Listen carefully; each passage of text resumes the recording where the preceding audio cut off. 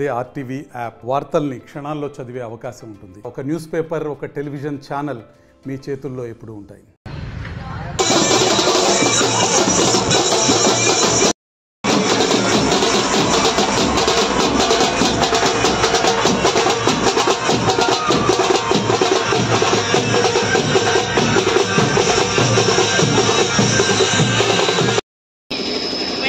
గౌరవనీయులు పెద్దలు ఇద్దరు నియోజకవర్గ శాసనసభ్యులు శ్రీ ముత్తూర అశోక్ రెడ్డి గారికి అక్షర వందనాలు. మనందరికీ తెలుసు, మహాకూటమి ప్రభుత్వము ఏర్పడిన తర్వాత ఈ 100 రోజుల్లో గౌరవ ముఖ్యమంత్రి వర్యులు శ్రీ నారా చంద్రబాబు నాయుడు గారు అనేటువంటి కార్యక్రమం ద్వారా ఏర్పాటు చేసినటువంటి కార్యక్రమానికి సభాధ్యక్షత వహించినటువంటి సోదరుడు శేషగిరిరావు గారికి, అలాగే శేషగిరి మామగారు బొమ్మినేని వెంకటేశ్వర్లు గారికి, గ్రామరు ఎంఈఓ గారు, ఎండిఓ గారు, ఈ కార్యక్రమానికి విచ్చేసిన ఇతర అధికారులకు, మండల కోఆప్షన్ సభ్యులు భాషా గారికి, పెద్దలు అన్న గంజి వీరయ్య గారికి, అలాగే రాష్ట్ర తెలుగుదేశం బీసీసీఎల్ ప్రధాన కార్యదర్శి బయలడుగు బాలయ్య యాదవ్ గారికి, అలాగే ప్రభుత్వం ఆనాటి ముఖ్యమంత్రి జగన్మోహన్ రెడ్డి గారు అన్న క్యాంటీన్లను రద్దు చేసి పేదవాడి పొట్టగొట్టాడు.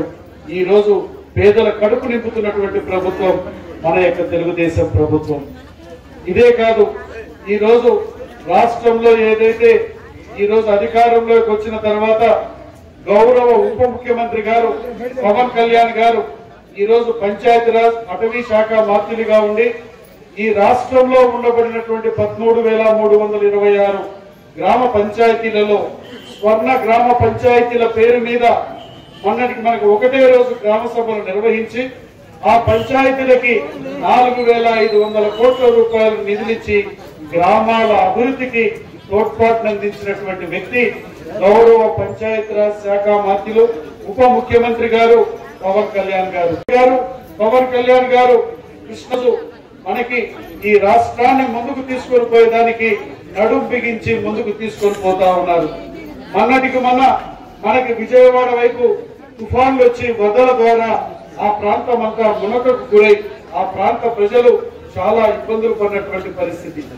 సమర్థవంతమైన ముఖ్యమంత్రి, సమర్థవంతమైన పరిపాలన అందించే ముఖ్యమంత్రి గారు నారా చంద్రబాబు నాయుడు గారు ప్రజల కష్టాన్ని చూసి చెల్లించిపోయి ఆయన ప్రజలతో పాటు నీళ్లలో ఆయనకున్నటువంటి 75 సంవత్సరాల వయసులో నీళ్లలోనే ఆయన ఉండి ఆ యొక్క జేసీబీల మీద ప్రయాణం చేస్తూ అక్కడ వారికి ఆహారం అందించడమే కాదు, వారి కష్టాలను చూసి కష్టాల నుంచి బయటికి తీసుకొని రావడమే కాకుండా 10 రోజులలోనే సాధారణ స్థితికి తీసుకొచ్చాడంటే ఇది ముఖ్యమంత్రికి ఉండవలసినటువంటి విధానం.